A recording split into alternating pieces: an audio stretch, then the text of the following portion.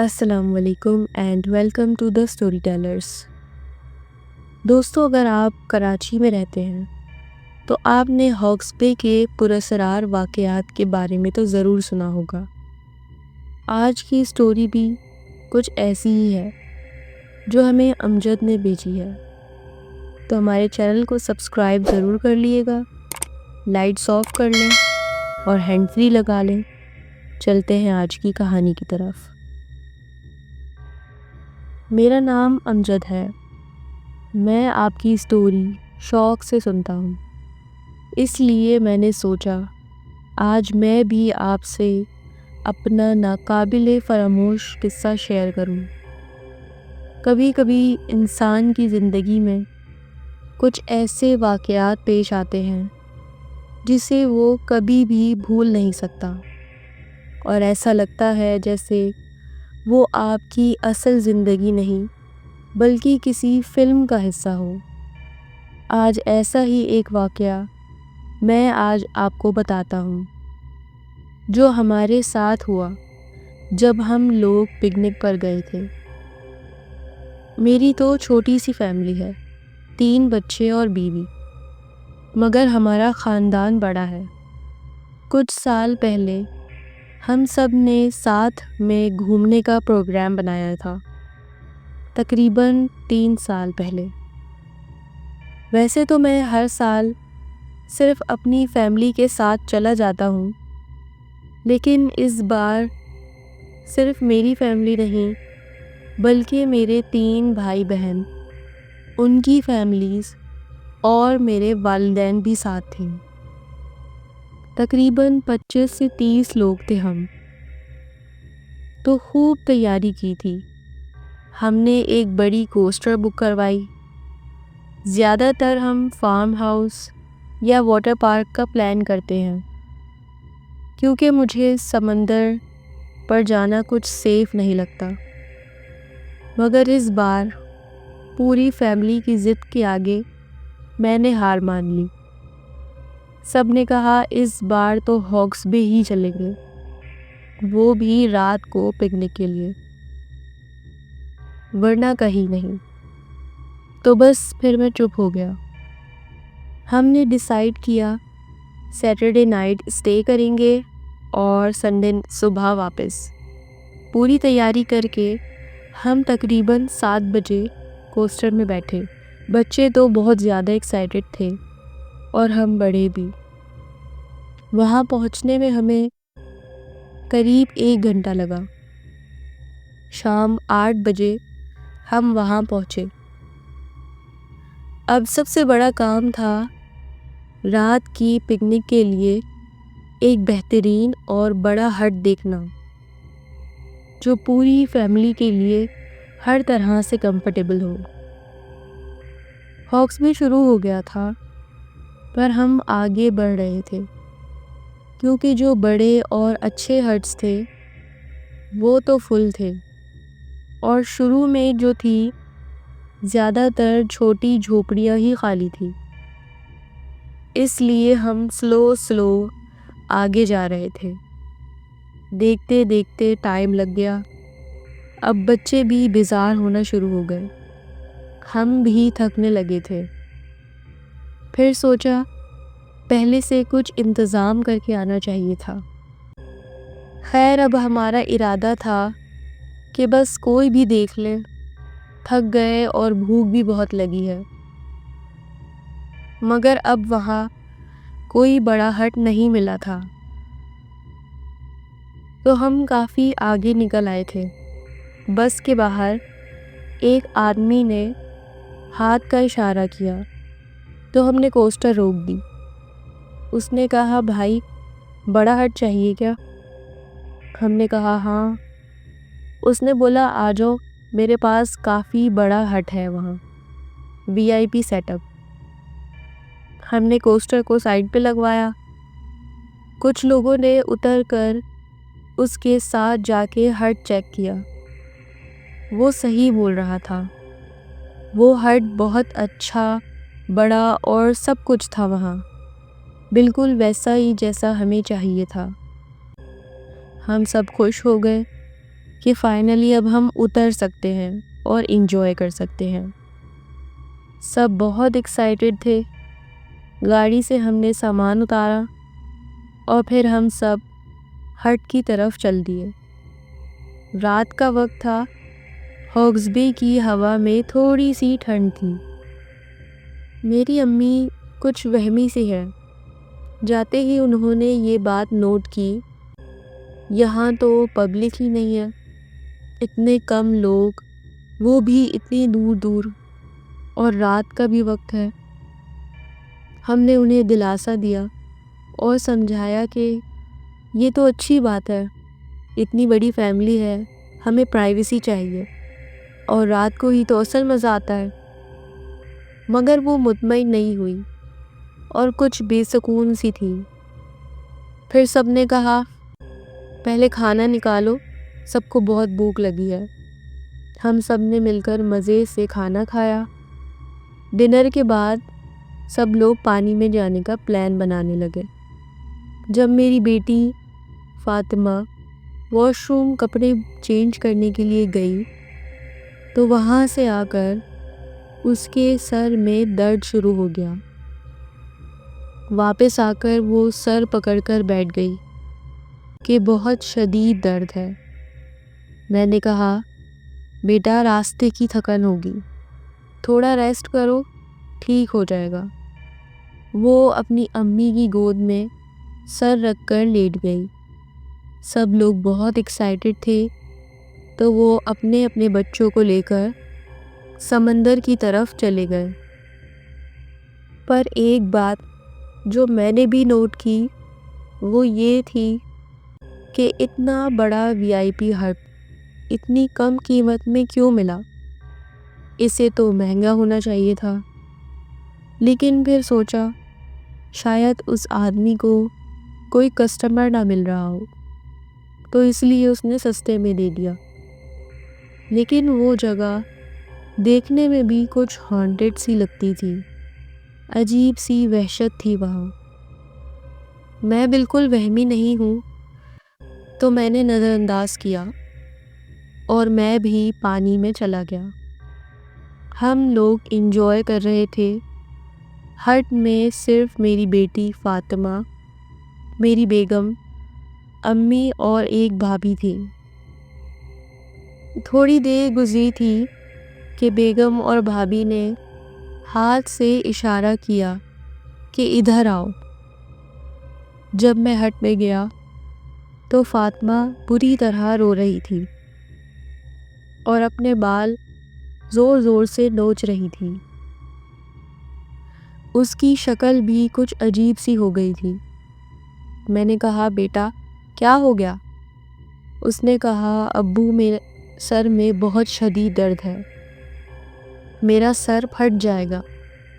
اب میں سچ میں پریشان ہو گیا کہ میری بچی کو کیا ہو گیا۔ ہم نے اسے فوراً پیناڈول دی، دم کیا اور پانی بھی پلایا۔ میری امی پڑھ پڑھ کر اس کے اوپر پھونکتی رہیں۔ آدھے گھنٹے بعد وہ اٹھ کر بیٹھی، پر وہ بار بار واش روم اور ہٹ کے اندر کمروں کی طرف دیکھے جا رہی تھی اور بہت ڈری ڈری سی تھی۔ اس ٹائم باقی کچھ لوگ ہٹ میں آ گئے تھے۔ ابو نے کہا بیٹا مجھے کچھ اچھا نہیں لگ رہا یہاں، اتنے لوگ کے ساتھ رات یہاں رکنا ٹھیک نہیں ہے، گھر چلتے ہیں واپس۔ یہ سن کر باقی لوگوں کے چہرے اتر گئے۔ انہوں نے کہا فاطمہ ٹھیک ہے، آپ لوگ پریشان مت ہوں، اب آئے ہیں تو انجوائے ہی کرنے دیں۔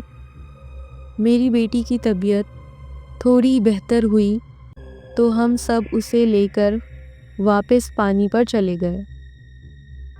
پر اس کے بعد جو ہوا اس نے مجھے گھبراہٹ میں ڈال دیا تھا۔ سب لوگ خوش تھے، ہنس رہے تھے۔ جب میری نظر ہٹ کی طرف پڑی تو وہاں اندر ایک پرچھائی سی ٹہل رہی تھی۔ میں نے غور سے دیکھنے کی کوشش کی۔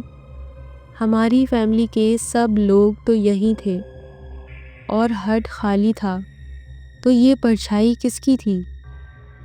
میں فوراً پانی سے نکل کر ہٹ کی طرف بڑھنے لگا کہ کوئی چور نہ ہو۔ جیسے ہی میں آگے بڑھا اس پرچھائی کا منہ فوراً میری طرف ہو گیا۔ وہ مجھے مسلسل دیکھ رہا تھا لیکن اپنی جگہ سے ہل نہیں رہا تھا۔ میں تیز تیز قدموں سے ہٹ کی طرف جانے لگا۔ اچانک مجھے بیگم نے پیچھے سے آواز دے کر پوچھا، کہاں جا رہے ہو؟ میں نے کہا ابھی آ رہا ہوں۔ یہ کہہ کر میں نے جیسے ہی ہٹ کی طرف واپس دیکھا تو وہ پرچھائی کہیں غائب ہو گئی تھی اور وہ اب وہاں نظر نہیں آ رہی تھی۔ میں فوراً ہٹ کے اندر گیا، ہر جگہ دیکھا، واش روم، کمرے، ہر کونے میں، کوئی بھی کہیں نہیں تھا۔ میں سوچ میں پڑ گیا، اگر وہ سچ میں کوئی آدمی تھا تو وہ گیا کہاں؟ کیا زمین نکل گئی یا آسمان کھا گیا؟ نہ وہ باہر نکل کر بھاگا، نہ ہی کہیں چھپا ہوا ہے۔ دور ہونے کی وجہ سے مجھے اس کی شکل بھی صاف نہیں دکھی تھی۔ میں تھک کر وہیں ہٹ کے اندر بیٹھ گیا۔ مجھے دیکھ کر باقی لوگ بھی پانی سے نکل کر وہاں آ گئے۔ کچھ کو تو سردی لگنا شروع ہو گئی تھی۔ میں نے کسی سے اس بات کا ذکر نہیں کیا کیونکہ میں نہیں چاہتا تھا کہ اتنے لوگ پریشان ہو جائیں اور ہماری پکنک خراب ہو۔ لیکن مجھے ایک بات تو سمجھ آ گئی تھی کہ یہاں کچھ گڑبڑ تو ضرور ہے۔ اس کے بعد سب لوگ فروٹس وغیرہ کھانے میں لگے ہوئے تھے۔ میرے بھائی کا چھوٹا بیٹا ایک پلاسٹک کی چیئر پر بیٹھنے لگا، لیکن ایک دم سے چیئر خود بخود کھسک کر ٹیڑھی ہو گئی اور وہ زمین پر گر گیا۔ سب بچے اسے دیکھ کر ہنسنے لگے۔ سب کو لگا کہ وہ خود ہی گر گیا ہے، لیکن اس چیئر کو خود بخود کھسکتے ہوئے میں نے دیکھا تھا۔ یہ سب بہت مشکوک ہوتا جا رہا تھا۔ میں سوچ رہا تھا کہ ہمیں یہاں سے چلے جانا چاہیے یا سب کچھ اگنور کرنا چاہیے۔ خیر رات زیادہ ہو گئی تھی تو سب لوگ ایک ایک کر پانی سے نکل کر چینج کرنے لگے۔ تو میری چھوٹی بہن اپنے بچوں کو لے کے واش روم کی طرف گئی تو اسے لگا کہ واش روم میں کوئی پہلے سے ہے۔ اس نے ناک کیا تو اندر سے میرے بڑے بیٹے انس کی آواز آئی تو وہ وہیں اس کے باہر آنے کا ویٹ کرنے لگی۔ تھوڑی دیر بعد میری بھابھی نے آ کر انہیں بتایا کہ انس تو باہر کھیل رہا ہے۔ تو اس نے کہا نہیں، انس تو اندر ہے، اس نے ابھی آواز لگائی تھی۔ تو بھابھی نے حیرانی سے کہا، کیا کہہ رہی ہو؟ میں نے اسے ابھی ابھی باہر دیکھا ہے۔ بھابھی نے آگے بڑھ کے واش روم کا دروازہ کھولا مگر اندر وہاں کوئی نہیں تھا۔ واش روم بالکل خالی تھا۔ اب وہ لوگ بہت ڈر گئے۔ میری بہن نے کہا کہ ابھی ابھی کسی کی اندر سے آواز آئی تھی اور وہ بالکل انس جیسی تھی۔ ان لوگوں نے باہر آ کر سب کو بتایا تو سب کو حیرانی ہونے لگی کہ ایسا کیسے ہو سکتا ہے۔ مجھے سمجھ آ گئی تھی کہ اب یہاں رکنا مناسب نہیں۔ وہ جو کوئی بھی ہے ہمیں یہاں سے ڈرا کے نکالنا چاہ رہا ہے۔ اسی بیچ جب فاطمہ میری بیٹی واپس ہٹ میں آئی تو اس کا حال پھر سے بگڑ گیا۔ اس کے سر میں پھر سے درد ہونے لگا۔ وہ اپنے بال بری طرح نوچنے لگی۔ وہ روتے روتے بول رہی تھی کہ میرا سر پھٹ رہا ہے، میرا سر کسی نے بہت زور سے پکڑا ہوا ہے، بہت ٹائٹ پکڑا ہوا ہے، اور وہ اپنے بال بس نوچتی جا رہی تھی۔ ہم لوگ بہت گھبرا چکے تھے، سب اللہ کو یاد کرنے لگے۔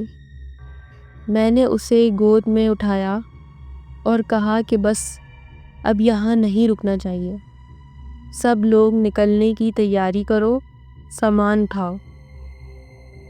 آپ یقین نہیں کریں گے کہ میرا یہ بولنا تھا کہ اسی وقت ہٹ کے اندر کچن سے برتن گرنے کی آوازیں آنے لگیں۔ ایک ایک کر کے سب برتن گر رہے تھے۔ اب سب لوگ بہت خوفزدہ ہو گئے تھے۔ سارا سامان الٹا سیدھا بس بیگ میں ڈالا اور بچوں کو لے کر گاڑی میں جانے لگے۔ میں زور زور سے آیتیں پڑھنے لگا اور فاطمہ پر دم کرتا رہا۔ آپ اندازہ بھی نہیں لگا سکتے کہ اس وقت ہمارا کیا حال تھا، کس حال میں میں اپنی بیٹی کو گود میں لے کر بھاگا ہوں۔ میرے لیے اس کو گود میں لے کر صرف 2 قدم نکالنا بھی اتنا بھاری لگ رہا تھا کہ جیسے ہر قدم زمین میں دھنس رہا ہو۔ پورا خاندان عجیب سی دہشت میں تھا۔ بڑی مشکل سے میں وہاں سے نکلا ہوں۔ میں مسلسل قرآنی آیتیں پڑھتا رہا اور سب سے کہا کہ بس پڑھتے رہو۔ آخر جیسے ہی ہم نے ہاکس بے کا وہ سنسان علاقہ چھوڑا اور آدھا راستہ ہوا تو فاطمہ کو کچھ سکون ملا۔ وہ آرام میں آئی، جیسے اسے گھنٹوں بعد ہوش آیا ہو۔ اس نے اپنی آنکھیں کھولی اور اس کا درد بھی آہستہ آہستہ کم ہو گیا تھا۔ ہم نے شکر ادا کیا کہ ہم لوگ صحیح سلامت وہاں سے واپس آ گئے۔ وہ ہماری زندگی کی خوفناک ترین پکنک تھی جو ہم کبھی نہیں بھول سکتے۔ اس کے بعد ہماری پوری فیملی کبھی بھی رات کی پکنک کے لیے ہاکس بے نہیں گئے۔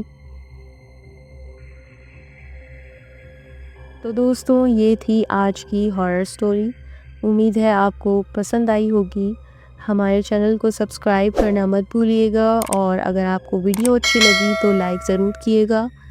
اگلی سٹوری تک کے لیے اپنا بہت خیال رکھیں۔ اللہ حافظ۔